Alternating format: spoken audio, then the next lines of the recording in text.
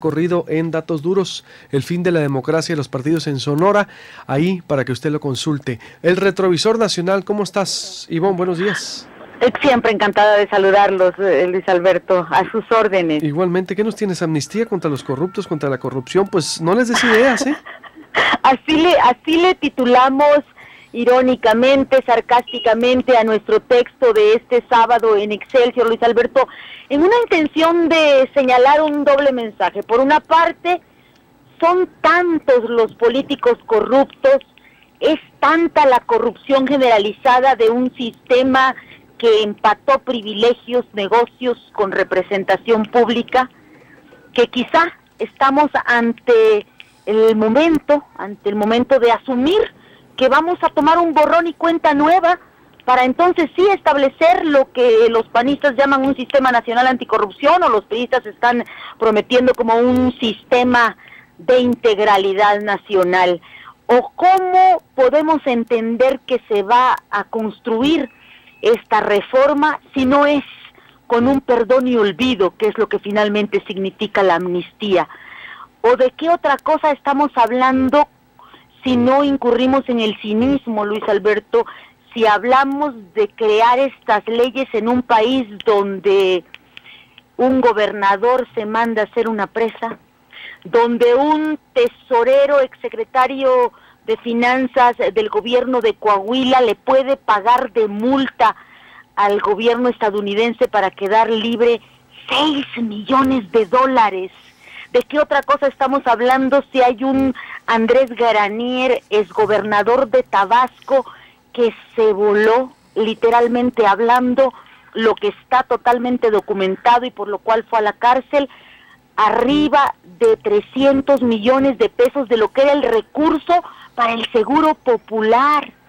¿O de qué otra cosa podemos hablar sino de amnistía en un país donde las dos entidades más pobres, de las más pobres, Guerrero y Oaxaca, esta semana que terminó, toman notoriedad internacional porque José Murat, el oaxaqueño, es parte de todo el negocio inmobiliario estadounidense que tiene como característica el poder comprar bienes sin que se sepa quién los pagó y con qué dinero. Y el hermano de Ángel Aguirre Rivero, exgobernador de Guerrero, pudo lavar cerca de 275 millones de pesos cuando su hermano estaba en el gobierno de Guerrero. ¿De qué otra cosa podemos hablar sino de amnistía, de perdón y olvido, de borrón y cuenta nueva en un país donde la indignación de la sociedad ha obligado a la clase política a mirar el tema de la corrupción después de darnos cuenta que la élite de la clase gobernante se hizo de casas gracias a prestaciones facilitadas por las empresas beneficiarias con adjudicaciones directas en el gobierno? En un país donde casi todos los políticos que se precian de ser profesionales tienen el sello de ser constructores, y no del futuro, sino literalmente de constructores, porque son propietarios de empresas que hacen obras, en un país donde los hermanos incómodos abundan, quizá tendremos que renunciar a ver la justicia aplicada en estos casos que he enlistado. Quizá ahí quedará la impunidad a cambio, y ese será el costo para poder empezar a ver otra forma de ejercer el poder, si es que eso todavía nos es posible, y le es posible a la clase política, que creo que está librando su persistencia, su existencia, su posibilidad de sobrevivir solo en el tema de la corrupción. Si no lo hace, se estará dando un tiro en el pie.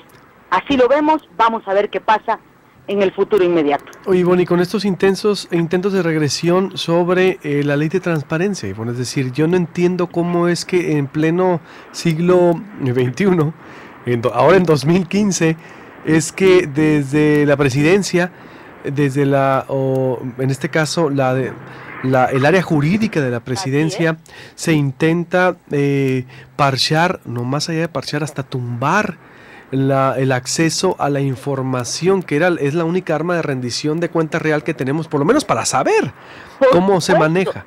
Fíjate qué paradoja, Luis Alberto.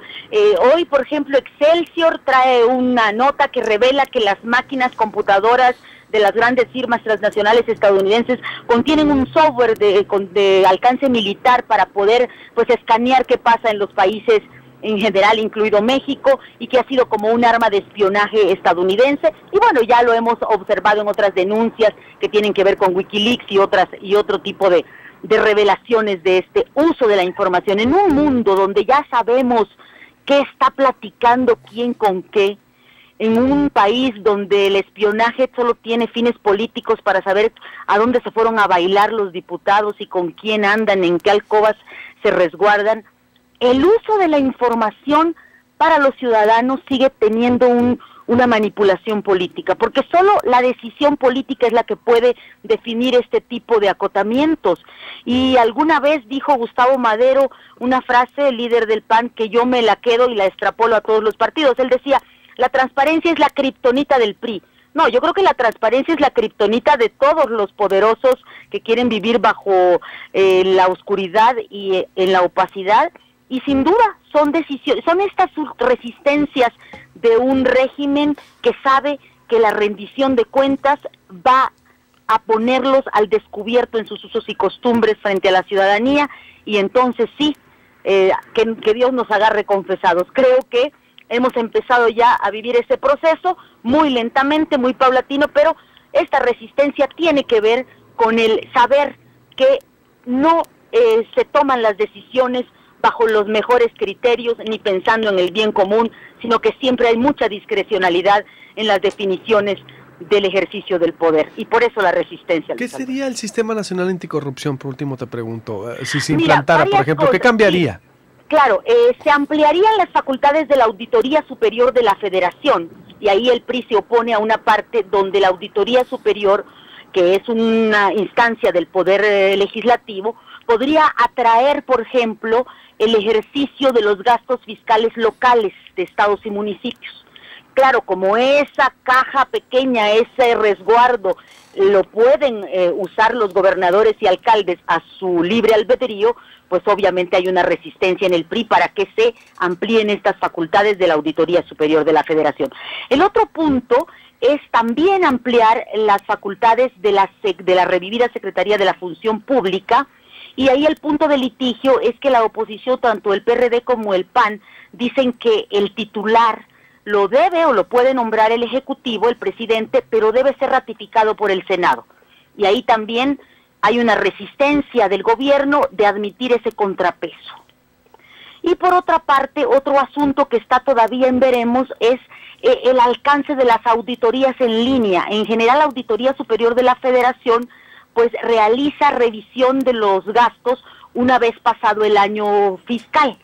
Y ahora se habla de poder hacer en línea, en el momento en curso de los gobiernos, esta revisión. Y bueno, ahí hay una serie de candados que habría que establecer para evitar el uso político o la politización de los mismos, se dice, y ahí está un poco atorado el asunto. También el sistema de anticorrupción tendría un tribunal para el castigo, para las sanciones de los servidores públicos que incurran en actos de corrupción, y habría además también todo un sistema de decomiso de bienes de esos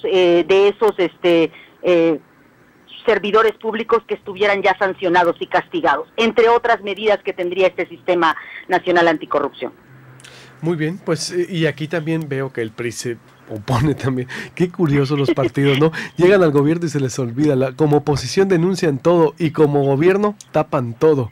Es decir, ofreció el presidente Peña, siendo candidato presidencial pues en la crisis de la Ibero, ofreció la lucha anticorrupción, y pues seguimos atorados en el asunto. Esta semana se dice que habrá dictamen, vamos a ver, y lo vamos a seguir compartiendo con ustedes. Encantado, un abrazo, Ivonne, gracias. 2 para ti, Luis Alberto, gracias por la oportunidad. Igualmente, Ivonne Melgar del Excelsior y Cadena 3, gran periodista con su retrovisor nacional para el proyecto Puente Amplía en defensa de transparencia. Precisamente aquí Reforma dice, señala el IFAI.